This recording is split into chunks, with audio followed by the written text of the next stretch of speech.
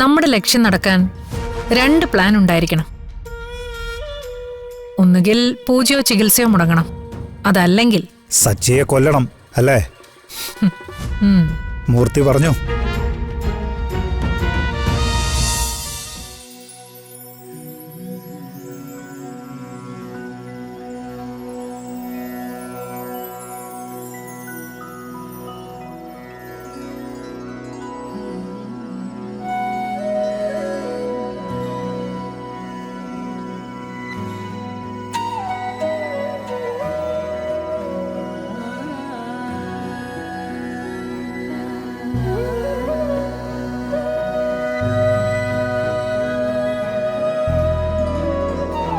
ഇപ്പൊ എന്തു തോന്നുന്നു? നല്ല പ്രതീക്ഷയുണ്ട്. ഇനി 2-3 ദിവസത്തെ കാത്തിരിപ്പ് മാത്രം മതിയാവും. ചികിത്സാവിധികളും പൂജാകർമ്മങ്ങളും എല്ലാം ഭംഗിയായി പര്യവസാനിക്കുമ്പോൾ ഇരുട്ടിലേക്ക് പോയതെല്ലാം വെളിച്ചത്തിലേക്ക് മടങ്ങി വരും.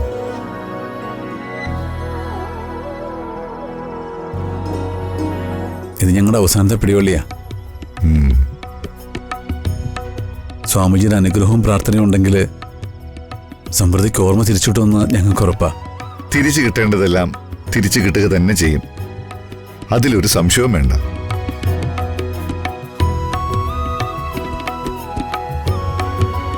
ഗൗരിമോളെ, പോൾക്ക് ഈ ആശ്രമവും ഗുരുജിയൊക്കെ ഇഷ്ടപ്പെട്ടോ?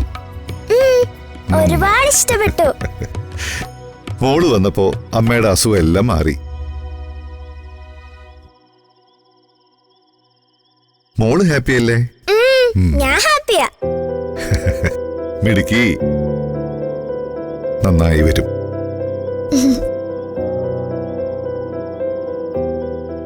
അടുത്ത ഘട്ടം ചികിത്സ തുടങ്ങാൻ സമയമായി. ഇവരുടെ കൂടെ ചികിത്സാ മുറിയിലേക്ക് പോയിക്കോളൂ.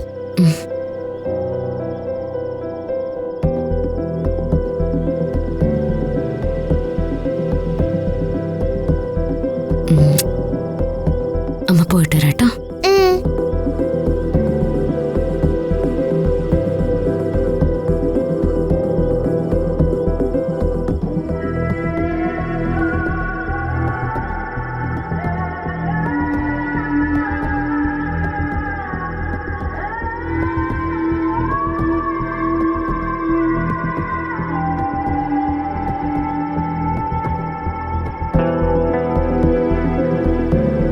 ശരി എന്നാ.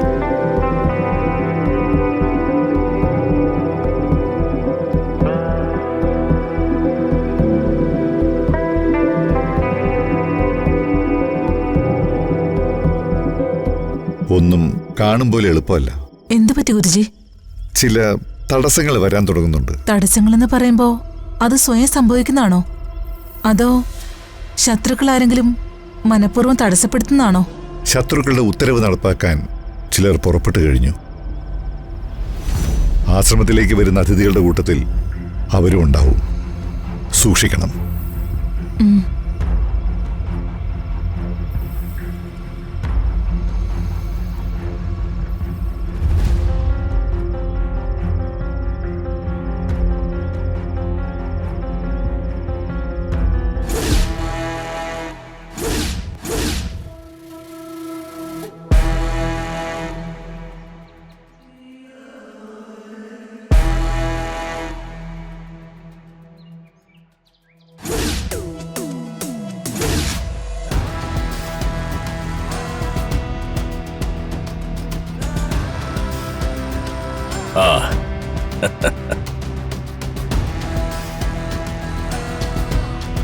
സലാം ഭായിജി. സലാം.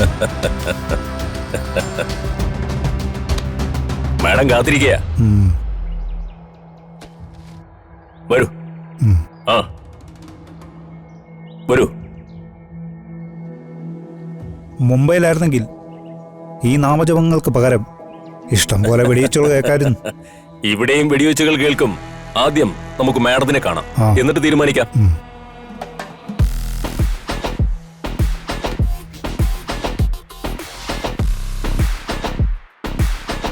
കബീർ ഖാൻ അല്ലേ? അതെ. കാര്യങ്ങളൊക്കെ മൂർത്തി പറഞ്ഞിട്ടുണ്ടല്ലോ അല്ലേ? കാര്യങ്ങളൊക്കെ വിശദമായിട്ട് തന്നെ പറഞ്ഞിട്ടുണ്ട്. ഞാൻ എന്താണ് ചെയ്യേണ്ടതെന്ന് മാത്രം പറഞ്ഞാൽ മതി. സമൃദ്ധിയുടെ ട്രീറ്റ്മെന്റ് മുടക്കണം. അതിന് നിങ്ങൾക്ക് പറ്റിയ എന്ത് മാർഗവും ഉപയോഗിക്കാം. എൻ്റെ മാർഗങ്ങൾ കുറച്ച് വ്യത്യസ്തമാണ്. മാർഗമല്ല, ലക്ഷ്യമാണ് എനിക്ക് പ്രധാനം. അത് നടന്നിരിക്കണം. ഞാൻ ഒരു കാര്യം ഏറ്റിട്ട് ഇന്ന് വരെ നടക്കാതിരുന്നിട്ടില്ല. അത് മൂർത്തിക്കും നന്നായിട്ടറിയാം. വാചക കസരത്തിൽ എനിക്ക് താല്പര്യമില്ല. ചെയ്ത് കാണിക്കണം, എങ്കിലേ ഞാൻ വിശ്വസിക്കൂ. കബീർ ഖാൻ കാര്യങ്ങൾ കൃത്യമായി ചെയ്തോളും. ഇതൊരു ആശ്രമമാണ്. ഇവിടെ പുറത്തു നിന്നുള്ളവരും അന്തേവാസികളായിട്ടാ ജീവിക്കുന്നത്.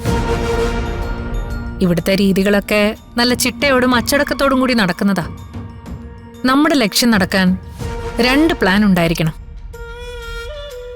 ഒന്നുകിൽ പൂജയോ ചികിത്സയോ മുടങ്ങണം, അതല്ലെങ്കിൽ സച്ചിയെ കൊല്ലണം, അല്ലേ? മൂർത്തി പറഞ്ഞു. കൊല്ലുന്നത് എനിക്ക് വലിയൊരു കാര്യമല്ല. ഈ വേഷത്തിലൊരു കൊലയാളിക്ക് ആശ്രമത്തിൽ ജീവിക്കാൻ പറ്റില്ല. അതിന് വേഷം മാറേണ്ടി വരും. അതിനുള്ളതെല്ലാം എൻ്റെ കയ്യിലുണ്ട്.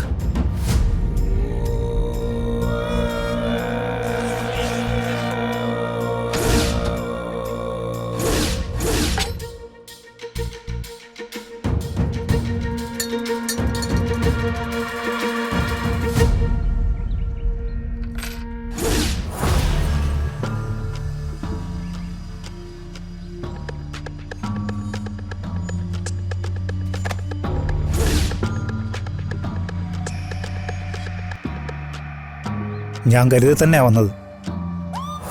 ഏതായുധം വേണമെന്ന് മേഡം തീരുമാനിച്ചാൽ മതി. ഒരു ബുള്ളറ്റിൽ തീർക്കണോ അതോ ഇരയുടെ ജീവൻ എടുക്കുന്ന തരത്തിലുള്ള ആയുധം, അത് നിങ്ങൾക്ക് തന്നെ തീരുമാനിക്കാം. വെടിവെച്ചാലും കത്തി കൊണ്ട് കുത്തിയാലും ശ്വാസം മുട്ടിച്ചാലും അതല്ല ഒരു ചായയിൽ വിഷം കൊടുത്താലും എനിക്കൊരുപോലെ. പക്ഷെ എന്റെ ടാർഗറ്റ് തീർന്നിരിക്കണം. അതാണ് ഞാൻ ആദ്യമായി പറഞ്ഞത്. എൻ്റെ രീതികൾ വ്യത്യസ്തമാണ്. പക്ഷെ ഞാൻ ഏറ്റെടുക്കുന്ന ജോലി ഞാൻ തീർത്തു തന്നിട്ടേ മടങ്ങും. അതിനാണ് ലക്ഷങ്ങൾ തന്നിട്ട് തന്നെ ഇങ്ങോട്ട് കൊണ്ടുവന്നിരിക്കുന്നത്. അല്ല, എന്താ തന്റെ പ്ലാൻ? കബീർ ഖാനായിട്ട് ഈ ആശ്രമത്തിൽ അന്തേവാസി ആവാൻ പറ്റില്ലല്ലോ. അല്ല, അതിനുള്ളൊരു പ്ലാൻ ഞങ്ങൾ തയ്യാറാക്കിയിട്ടുണ്ട്. വളരെ നല്ലത്. എന്നാ പിന്നെ നിങ്ങളുടെ ജോലി തുടങ്ങിക്കോ.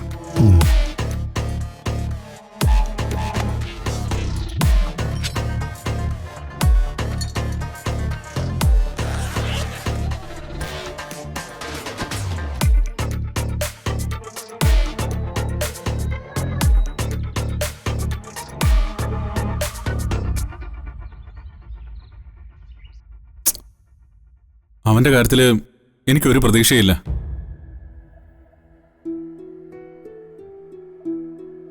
അവൻ ഇങ്ങനെ മദ്യത്തിൽ മുങ്ങിപ്പോയല്ലോടാ മോനെ. മുങ്ങിയതല്ലോ, ആ അവന്തിക അവനെ മുക്കി കൊന്നോണ്ടിരിക്കുകയല്ലേ. ആദ്യമൊക്കെ ഞാൻ വിചാരിച്ചിരുന്നത് ബോധമില്ലാതെ അവനിതൊക്കെ പറയുന്നെന്നാ. പക്ഷെ ഇപ്പൊ എനിക്ക് മനസ്സിലായി, അവൻ സ്വബോധത്തോടെ തന്നെയാ ഇതൊക്കെ ചെയ്യുന്നത്.